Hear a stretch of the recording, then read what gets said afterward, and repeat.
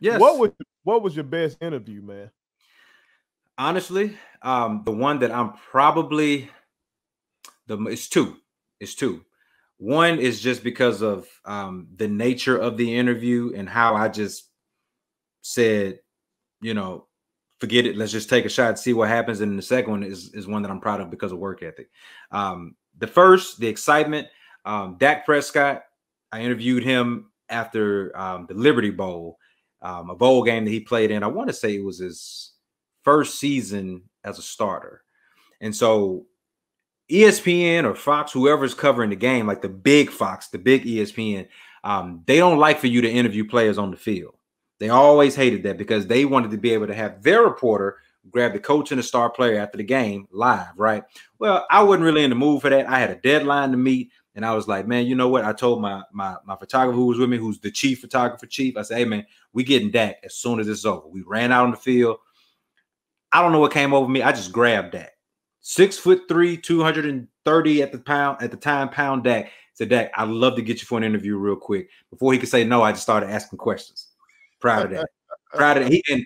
He was such a pro about it, man. He just started answering all my questions. And before it's done, it looks like from the way my chief filmed it, it looked like I just had the hookup to be able to run up to Dak after the game, and boom, I got the one-on-one, right? So it looked really good. The second one that I'm most proud of, it just shows the work. I had an opportunity to interview a NASCAR driver by the name of Ricky Stenhouse Jr. He's from Mississippi, lives in Tennessee, if I'm not mistaken.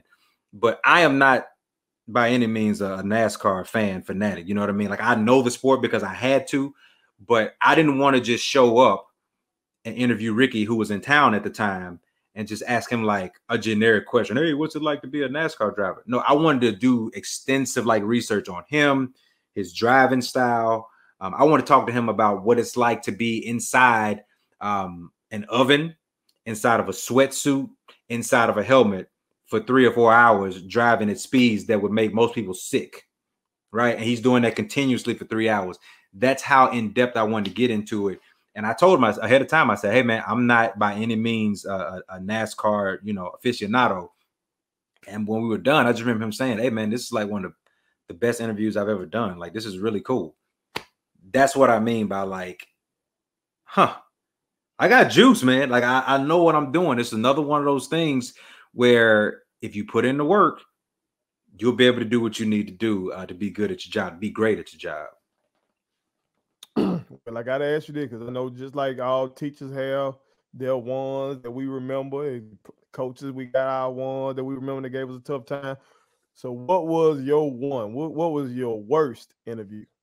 So I asked then head coach Hugh Freeze a question. I don't even remember what the question was. I just remember like when I asked it, you know how you say stuff sometimes and you just like, why did I say that? Or like, that was a dumb question. Mm-hmm. And I asked it in front of like a ton of people. You know what I mean? But Hugh Freeze was so nice about it. He answered even though it was a dumbass question. And sorry for saying it that way. It was a dumb question. He answered it like just as such a nice guy, man. But you could tell how he answered it. He was like, that was a dumb question. He kind of answered it and moved right along. I don't even remember what I asked him. It was just a horrible question, man. And I've had a couple of those. I've also had some, these are the ones that bother me. I've had some where like I have asked a coach or a player a question and I have called them the wrong name 3 times before I even realized that I've called them by the wrong name. You know what I mean? And for the most part, they're probably going to be too nice or don't want to make you look bad. But there've been some guys that be like, hey, man, that's not my name. I'm just like, so for every high, there is a low. Right. I am not perfect. I am not perfect. And I have done some boneheaded things, but I'm still batting 300, good enough for the Hall of Fame. There it is.